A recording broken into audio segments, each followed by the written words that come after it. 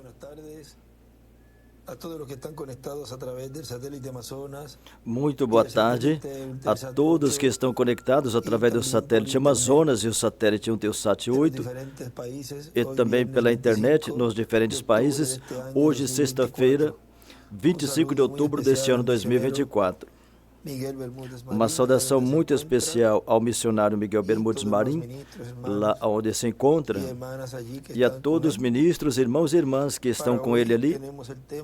Para hoje temos o tema Mulheres Servidoras de Cristo, que foi pregado 29 de maio de 2014 em Valência, Venezuela. Em São João nos diz, no Evangelho segundo São João, no capítulo 9,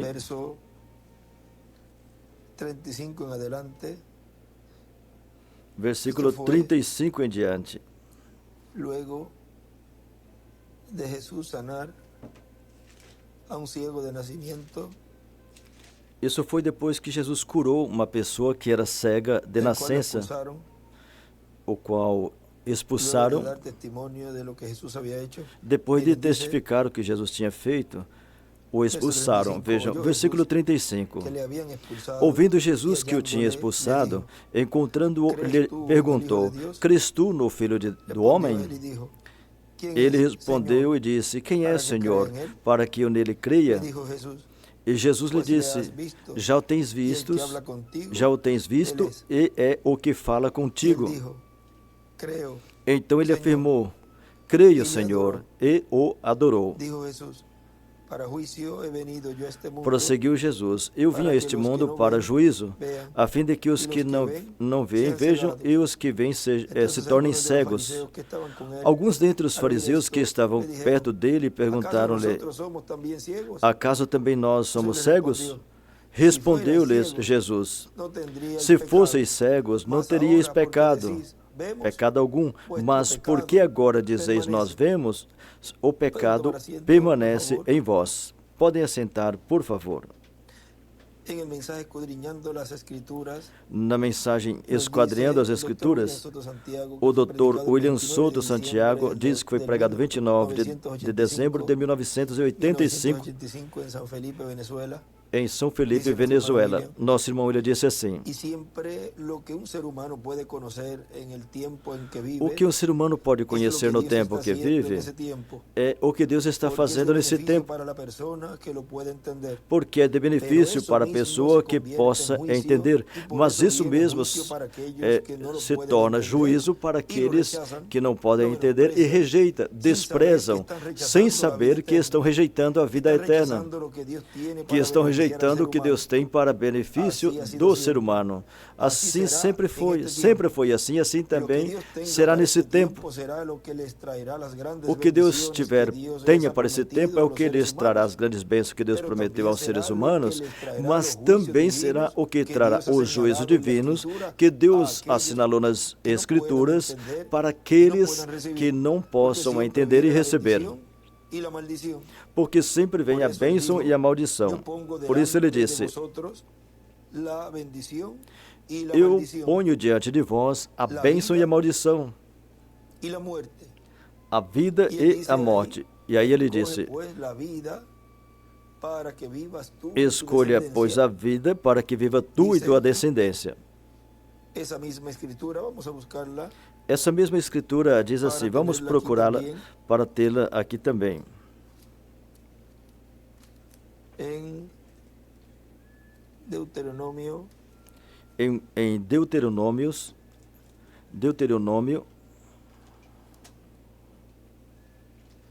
capítulo 11, no capítulo 11,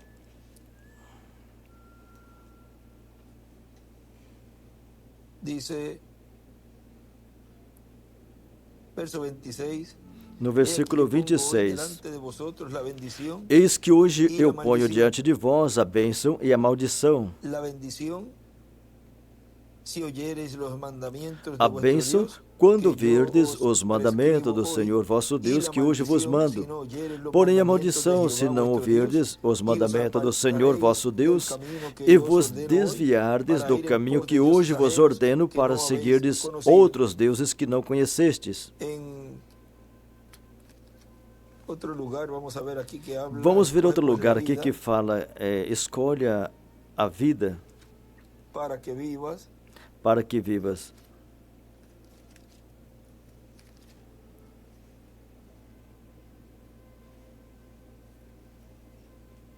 Escolha a vida para que viva tu e tua descendência. Mas aqui também em Deuteronômio, no capítulo 30,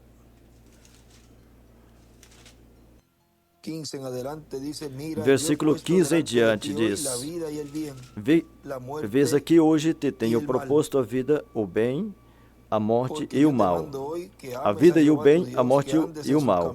Porquanto te ordeno hoje que ames o Senhor teu Deus, que andes nos seus caminhos e que guardes os seus mandamentos e os seus estatutos e os seus juízos, para que vivais e te multipliqueis, e ao Senhor teu Deus te abençoe na terra qual passas a possuir.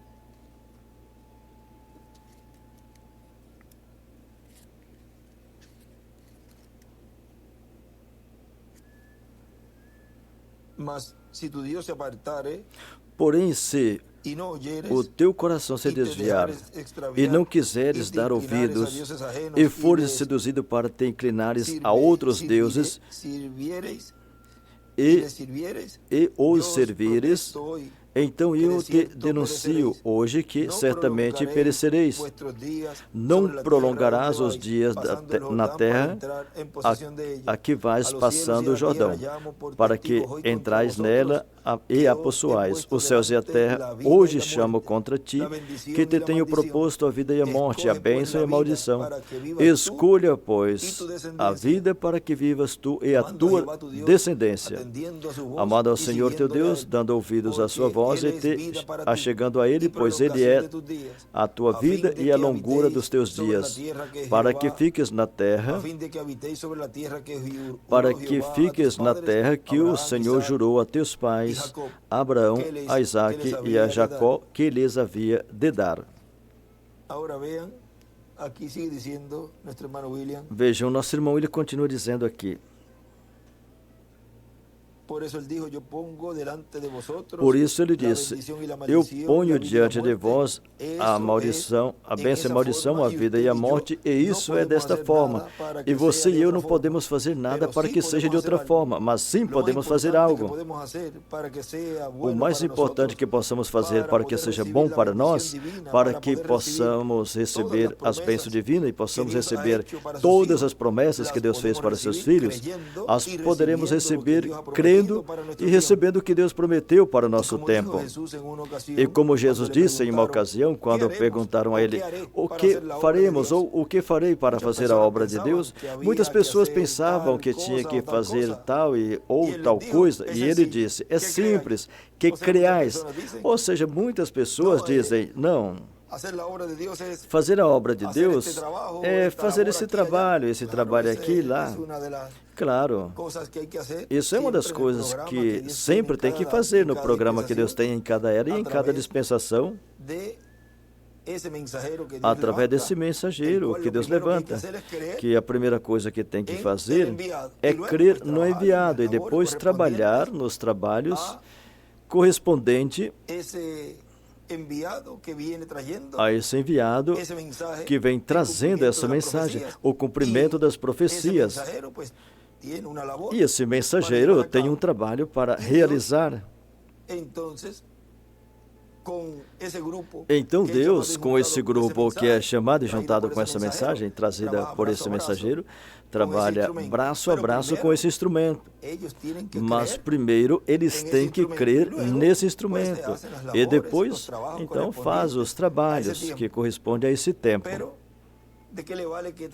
Mas de que vale trabalhar nos trabalhos ou em certo trabalho se não crê no enviado que Deus enviou nesse tempo, nessa era ou dispensação?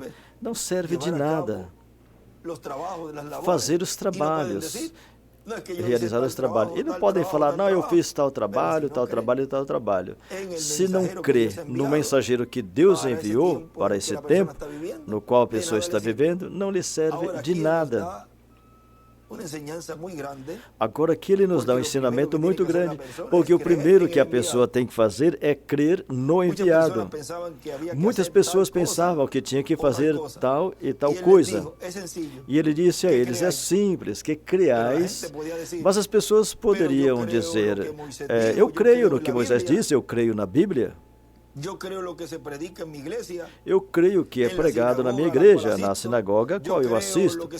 Eu creio no que é pregado no templo. E eu creio no que o sumo pontífice prega quando ele abre a escritura. Isso estava bem, mas não era o melhor. Tem pessoas que podem falar, eu creio na mensagem de Moisés, a mensagem da Bíblia, do que o irmão Branham disse e do que o nosso irmão William disse. Eu creio na mensagem, eu creio no que o meu ministro diz. Mas vejam, isso está muito bom, mas não é o melhor. Continua dizendo, menos naqueles dias ainda, porque quando naquele tempo os ministros, sacerdotes, todos os ministros daquele tempo, o 99% tinha uma opinião muito má a respeito de Jesus. Se o sumo pontífice pregava e falava a respeito de Jesus, o que falava era contra, para que não o pudessem receber. Tem um extrato que faz pouco que lemos, que falava de que valia conhecer a vida de Jesus, ou desse instrumento, e se depois isso mesmo iam usar para atacar, para acusá-lo.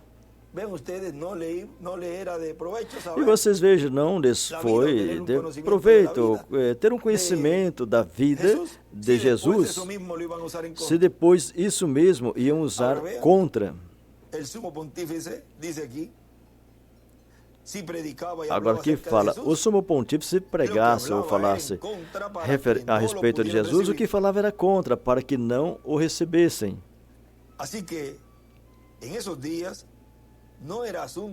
Assim que naqueles dias não era um assunto de dizer, eu creio no que a minha igreja ou minha sinagoga ensina através do ministro que temos ali. Jesus disse, que creais no que ele enviou. Isso está no Evangelho segundo São João, capítulo 6, versículo 28. Dice,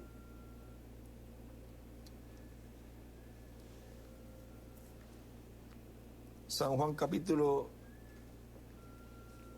6, São João capítulo 6, versículo 28 em diante.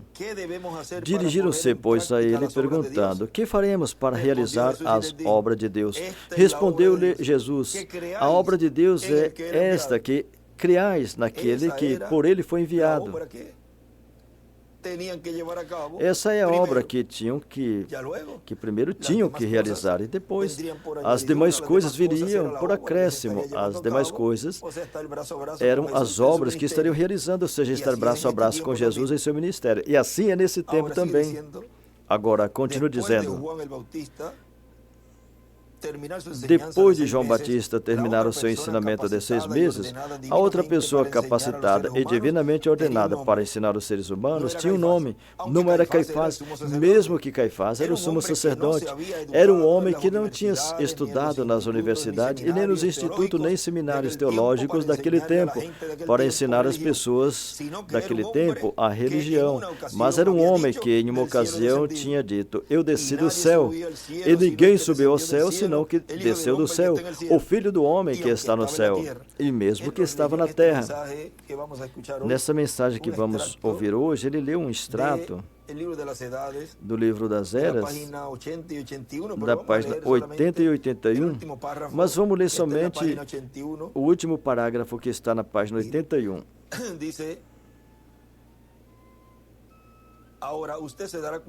Agora, você vai perceber que Jesus anda só no meio das suas igrejas, não tem mais ninguém com ele. E também não pode crer nele porque ele operou só sua salvação. E tendo culpado você pelo sangue dele, você possui a ele. Ele é o mestre e ele tem toda a glória. E ele não compartilha essa glória com ninguém, com ele não tem nenhum papa ou arcebispo, nem Maria, nem ninguém está com ele. Quanto a ele, não trata do caso de alguém que fala e vira para um lado, para um pai, porque ele é o pai. Do lado direito ele escreve: Jesus Cristo é Deus Senhor. E também não olha para o outro lado para dar ordem a um Espírito Santo, porque ele é Deus, Espírito Eterno. Aí do lado direito também coloca 3 círculos, um dentro do outro. E a vida dele que está fluindo e batendo, pulsando na igreja e lhe dando vida. Sem ele não teria vida. A salvação é do Senhor. Aí ele escreve: Deus é igual o Espírito Eterno. Aqui ele continua dizendo, e essas palavras que não podem ser compreendidas, a não ser que a pessoa saiba que Jesus era um profeta verdadeiro e tinha 2 consciências juntas, e a palavra tinha se encarnado nele. No princípio era a palavra, o verbo estava com Deus, e o verbo era Deus, e aquele verbo se encarnou e habitou entre nós, e seu nome foi Jesus. E estando na terra entre seres humanos, também estava no céu, vivia em outra dimensão. Assim são os profetas, vive em ambos os mundos, e vem e traz desse mundo de Deus para o mundo dos humanos. Em muitas ocasiões, Jesus dizia que ele via tal e tal coisa, mas ele não estava vendo aqui na terra, estava vendo em outro mundo. Por isso ele dizia: eu não falo nada senão que aquilo que ouço o Pai falar. E eu não faço nada senão aquilo que eu vejo o Pai fazer. As palavras que eu falo, não falo de mim mesmo.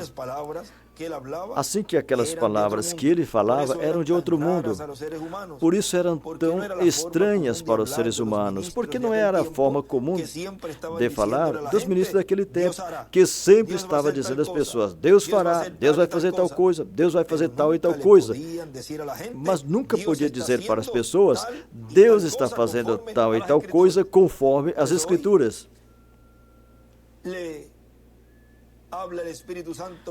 Por isso, hoje o Espírito Santo fala por meio desse instrumento ao povo. Hoje está cumprindo essa profecia, e esta profecia, e esta profecia. Hoje está sendo realizado o cumprimento da vinda do Filho do Homem com seus anjos. Da vinda do cavaleiro do cavalo branco do Apocalipse 19, versículo 11 em diante.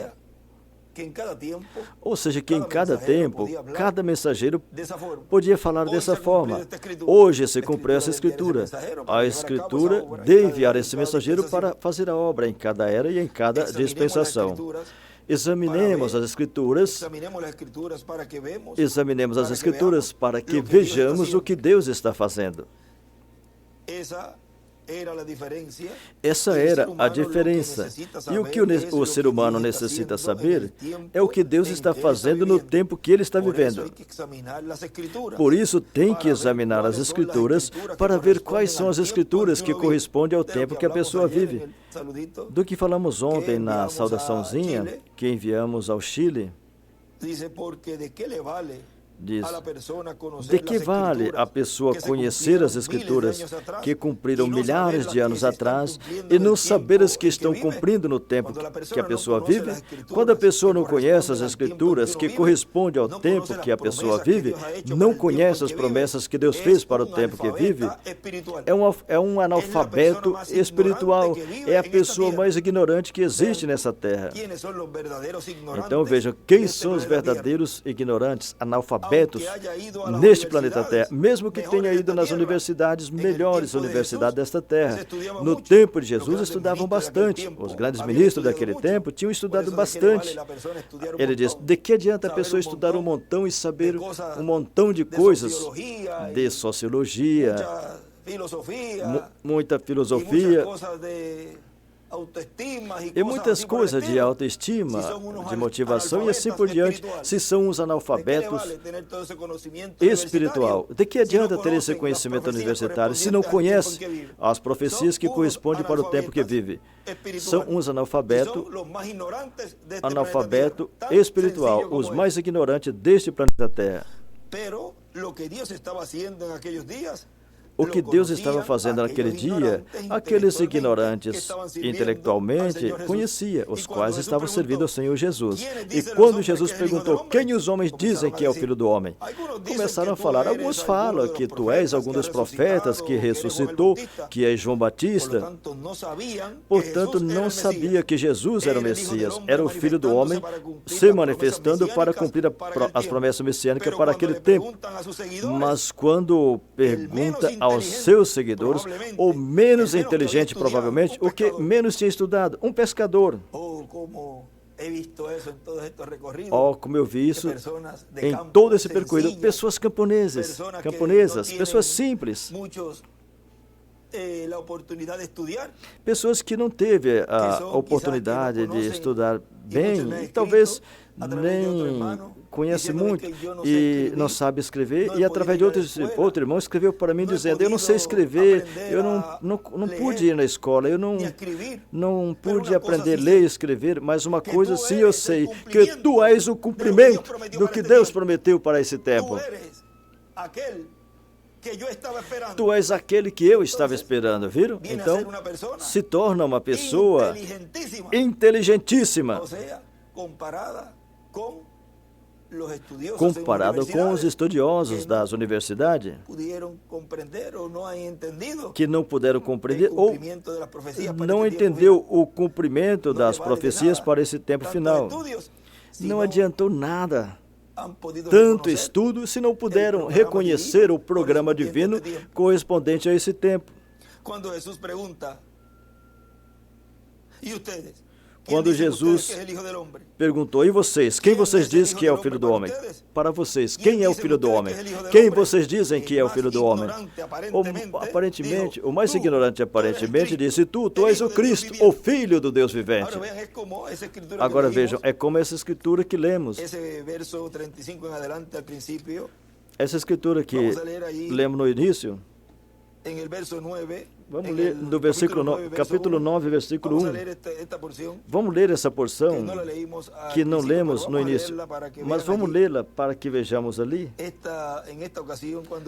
Nesta ocasião, que Jesus curou aquele cego, diz, ao passar, Jesus viu um homem cego de nascença. E seus discípulos perguntaram, dizendo, Rabino, quem pecou, esse ou os pais dele, para que tenha nascido cego? Jesus respondeu, não é que esse pecou, nem os pais dele, mas é para que as obras de Deus se manifestem nele.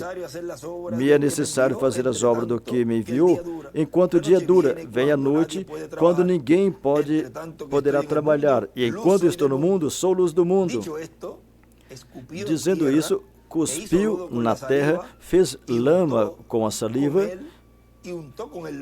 e colocou a lama nos olhos do cego e disse, vai e lava no tanque de Siloé, que traduzido é enviado. Então foi e se lavou e voltou e regressou vendo.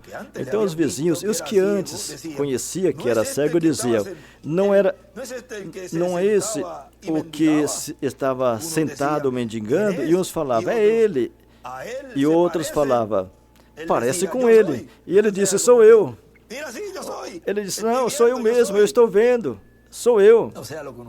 Ou seja, eu conhecia. É como conheciam a Lázaro quando ressuscitou. Mas vejam, o incrédulo não tem forma. Não tem forma de fazer um incrédulo entender e crer. Ele disseram, como seus olhos foram abertos? Ele respondeu e disse, aquele homem que se chama Jesus fez lama com saliva, colocou nos meus olhos e disse, vai no tanque de Siloé e lava. Eu fui e lavei e recobrei minhas vistas. Agora, somente com esse testemunho, já se supõe que todo mundo cresce.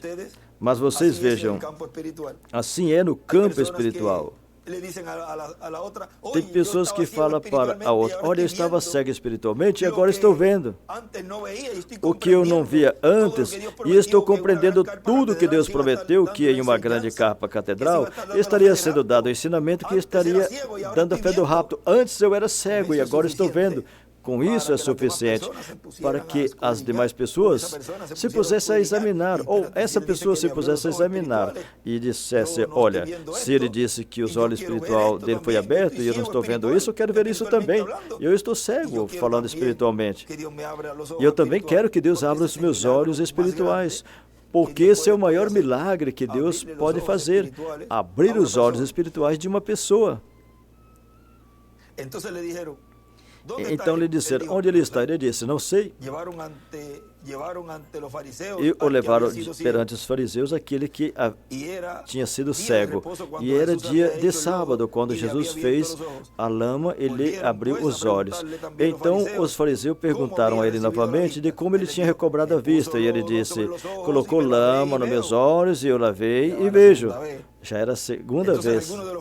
Então um dos fariseus dizia, esse homem não procede de Deus, porque não guarda o sábado. Outros diziam, como pode um homem pecador fazer esses sinais? E havia uma discussão entre eles. E em seguida, então, aí já começa a buscar as coisas do passado de Jesus. Porque falavam dele que era um comelão, beberrão de vinho, amigo de publicanos e rameiras. Ou seja, era um homem que andava aí no meio do povo e já começam expondo as coisas, vamos falar aqui entre nós, puxar os trapos sujos, a roupa suja de Jesus. E então, em vez de examinar as Escrituras e ver o que estava prometido para o povo hebreu naquele tempo, para que não passassem despercebidos, e melhor, escolher as bênçãos. Porque no final o que eles receberam? As maldições, o juízo divino. Vem, de que lhes serviu condenar a Jesus, falar mal dele e tudo isso? E no final, estão lá, na quinta dimensão. Não lhes serviu de nada. A alegria, o regozijo, a zombaria, as piadas, foi somente durante aquele tempinho que estiveram vivendo. E depois, vejam, o caso daquele homem rico. De que adiantou ter toda a riqueza do mundo e se depois lá estava clamando, pedindo ao pai Abraão para que mandasse Lázaro com seu dedo molhado em água para colocar na língua dele e não tinha condição de comprar nem água ali. Então veja que não vale nada para uma pessoa que não recebe, não está eleita por Deus ou predestinada por Deus para ser um escolhido e ver o programa que Deus está realizando nesse tempo que a pessoa está vivendo. E então começaram a dizer ao cego, o que você diz do que te abriu os olhos? E ele disse, que é profeta. Veja, uma pessoa que era cega, fazia tempo que, em muito tempo, não via com seus próprios olhos. Com certeza, falavam a ele de Jesus e o que Jesus estava fazendo, e veja uma revelação tão grande que essa pessoa fala ali na frente deles e testifica diante de pessoas que eram religiosas, conheciam as Escrituras, guardavam o sábado e eram impecáveis. E a revelação que eles deu ali, que é profeta. Mas os judeus não criam que ele tinha sido cego. Então, veja, aí estão os incrédulos, e que tinha recebido as vistas, até que chamaram o pai do que tinha recebido as vistas. Ou seja, que não foi suficiente o testemunho dele e o comentário dos vizinhos. Sim, é ele mesmo, ele que ficava mendigando por ali, ele era cego. Agora chamaram os pais. São tão covardes que metem a família. O diabo é assim, covarde. Eles chamam os pais aí e perguntaram a eles dizendo, esse é o vosso filho? O que vós dizeis que nasceu cego, como agora ele está vendo? Os pais dele responderam e disseram, sabemos que esse é nosso filho e que nasceu cego, mas como está vendo agora, não sabemos, ou quem lhe haja aberto os olhos. Nós também não sabemos. Ele tem idade, perguntai-lhe a ele mesmo. Ele falará por si mesmo. Seus pais disseram isso porque temiam os judeus, porquanto já os judeus tinham concordado de que se alguém confessasse que Jesus era o Messias, fosse expulso da sinagoga. Ou seja, isso já estava ali como uma lei, já tinham isso como uma lei. Nós não queremos tal pessoa que venha falar de Jesus aqui. E se crer nele, também não. Por isso é que seus pais disseram, tem idade, perguntai-lhe a ele mesmo. Chamaram, pois, pela segunda vez o homem que tinha sido cego e disse, dai glória a Deus, nós sabemos que esse homem é pecador. Aí já, novamente, já começa a injetar nessa pessoa algo negativo de Jesus. Veja, o diabo fazendo isso para tratar de arrancar a fé dessa pessoa que tinha dito e testificado que Jesus era um profeta enviado por Deus. E o diabo rapidamente já com o pecado na mão. Porque ele sempre ataca com isso, com o pecado que está no reino dele. Ele tira esse pecado. Onde a pessoa jogou esse pecado, ele vai, pega esse pecado, coloca na mão dessas pessoas, desses instrumentos, e com isso é que esses instrumentos falam, com suas bocas, suas ações, ou seja, tem o pecado dos escolhidos de Deus em suas mãos. Respondeu ele, pois, e disse, se é pecador, não sei. Uma coisa sei, e é que, havendo eu sido cego, agora vejo. E tornaram a dizer-lhe, que te fez ele? Como te abriu os olhos? Respondeu-lhe, já vos tenho dito. E aí foi a terceira vez. E não queres ouvir. Quereis vós perguntar, por que querem ouvir novamente? Vocês querem tornar discípulo dele? Aí estavam colocando eles no bolso. Então o injuriaram e disseram, discípulo dele sejas tu. Nós, porém, somos discípulos de Moisés. Muitos falam assim, não, nós não somos discípulos dele, desse instrumento, desse homem que está falando aí na capa. Nós somos discípulos do irmão Branham. Outros dizem, nós somos discípulos do Dr. William Souto Santiago.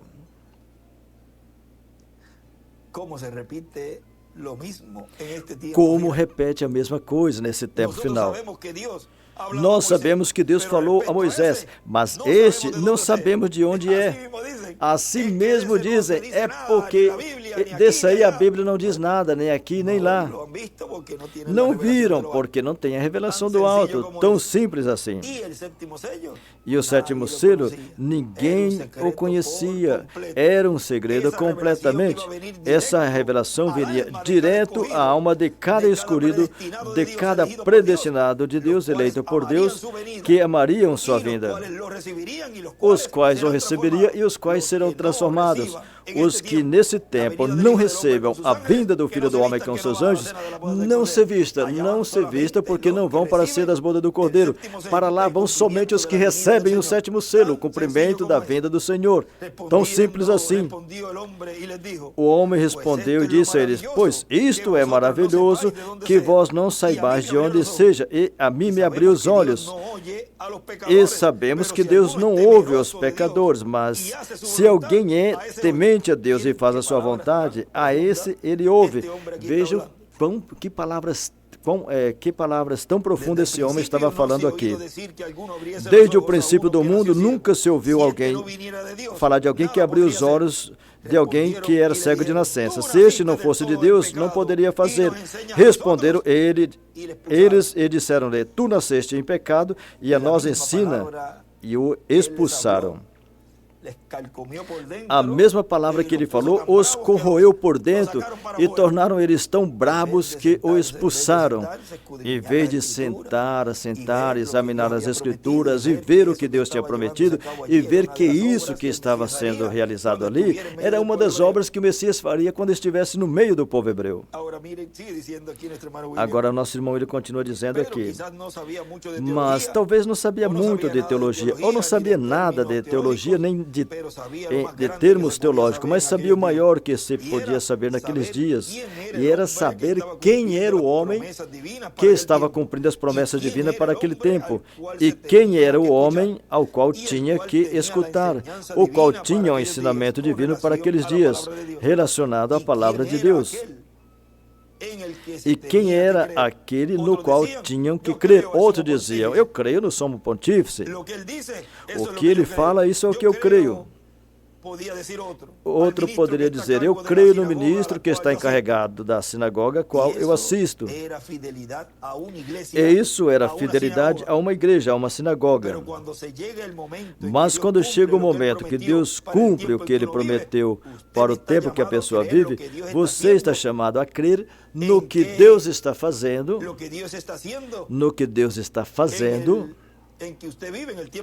no tempo que você vive, ou se não, todos os benefícios divinos. Por mais que Deus tenha prometido bênçãos para esse tempo, benefícios, estará longe do seu alcance, porque são somente para aqueles que podem crer no que Deus está fazendo nesse tempo, porque aí é que vem as bênçãos divinas. Por isso, Jesus podia dizer, se não crerem quem eu sou, em vossos pecados morrereis. E eram pessoas santas, pessoas muito separadas. Vamos ver. Isso está em São João, capítulo 8, versículo 20. Em diante, onde nos diz... Preferiu ele estas palavras no lugar das ofertas, ensinando no templo, e ninguém o prendeu, porque ainda não era chegada a sua hora. E de outra vez lhe disse Jesus, eu retiro-me e vós me procurareis, mas perecereis no vosso pecado. Para onde eu vou, vós não podeis ir, não podeis vir. Então diziam os judeus, acaso matarás, te suicidarás, porque diz, para onde eu vou, vós não podereis ir? Ele prosseguiu e disse, vós sois de baixo e eu sou de cima. Vós sois deste mundo, eu não sou deste mundo. Assim também os escolhidos de Deus dizem nesse tempo final. E o instrumento também. Mas veja que aqui, Jesus está dando uma revelação muito grande. Isso é algo sólido para eles. Por isso vos digo que morrereis em vossos pecados, porque se não credes quem eu sou, em vossos pecados morrereis. Agora vejam, requeria crer que Jesus era o Cristo, o ungido, o Messias,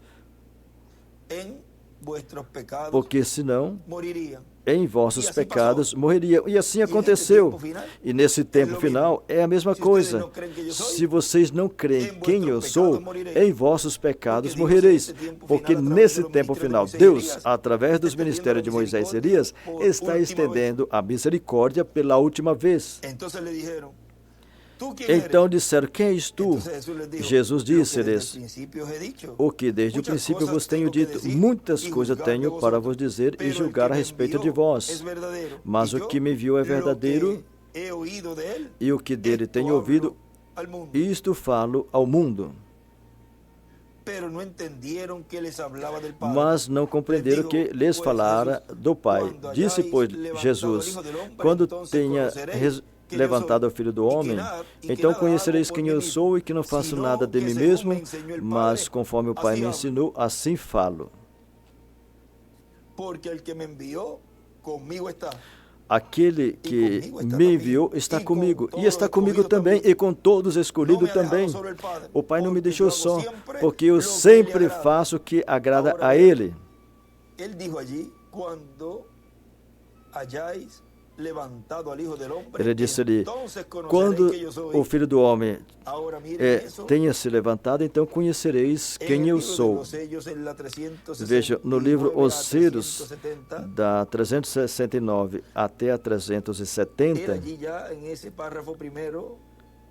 nesse primeiro parágrafo, que é uma continuação do que ele vinha falando, da 369 diz, então ali estavam, não tinham nem onde se esconder. E a Bíblia diz que dizia aos montes e às rochas, cai sobre nós e esconde-nos do rosto daquele que está sentado sobre o trono e da ira do Cordeiro.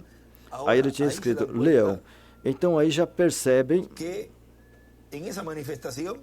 que naquela manifestação, ali já não tem misericórdia, mas juízo. Porque ele vem, primeiramente ele vem em misericórdia, o que se cumpriu no irmão Branham, onde no parágrafo 183 do livro de Citas nos diz assim, nos fala de tudo isso. E depois é em juízo, fala ali. Mas vocês vejam que isso foi mostrado, o que seria nesse tempo final, nessa etapa em que os ministérios de Moisés e Elias estão operando no meio da igreja, primeiro em um período de tempo em misericórdia e depois em juízo. Agora, o nosso irmão William continua dizendo aqui. Mas, no entanto, eram pessoas santas, muito apartadas, mas o maior pecado e o único pecado que existe, que é o de incredulidade. Todos eles o tinham, porque não podiam crer no maior que estava acontecendo naqueles dias. O maior pecado que as pessoas têm hoje em dia é o pecado de incredulidade, porque não puderam crer na obra tão grande que Deus está realizando nesse tempo final. E o pecado grande, o grande pecado que tem é a incredulidade. Não podiam crer no enviado de Deus. E esse é o maior pecado que estavam cometendo naqueles dias. E esse é o pecado que os levaria à condenação, porque a luz veio ao mundo e os homens amaram mais as trevas do que a luz.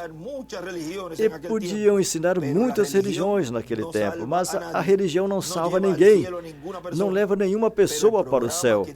Mas o programa que Deus tem para o tempo que a pessoa vive, leva a pessoa até o lugar que Deus assinalou que os escolhidos de Deus para esse tempo chegará. E nesse tempo, irmão Branham disse, se alguém entrasse de cheio nessa mensagem, o lançaria no rápido, na eternidade, sem saber. Isso é entrar nas profundezas da palavra pura, onde está sendo dado a revelação do sétimo selo, que é o que traz a fé do rapto a cada escolhido e escolhida de Deus.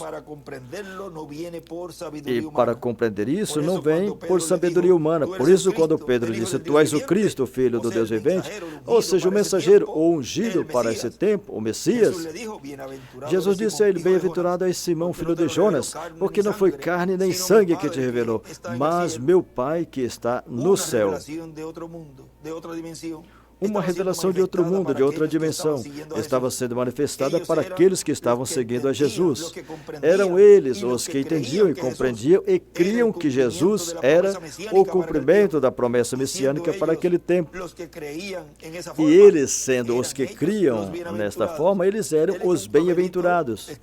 E em um papelzinho ele escreveu o cumprimento das Escrituras, a videira e a planta de uva, e no escrito, ele continua no escrito, porque o que está escrito de mim tem cumprimento. Tudo que Deus, o Senhor Jesus Cristo, fará será através de seus filhos, dos escolhidos, que são os membros do seu corpo místico hoje. E assim cumprirá toda a promessa das Escrituras.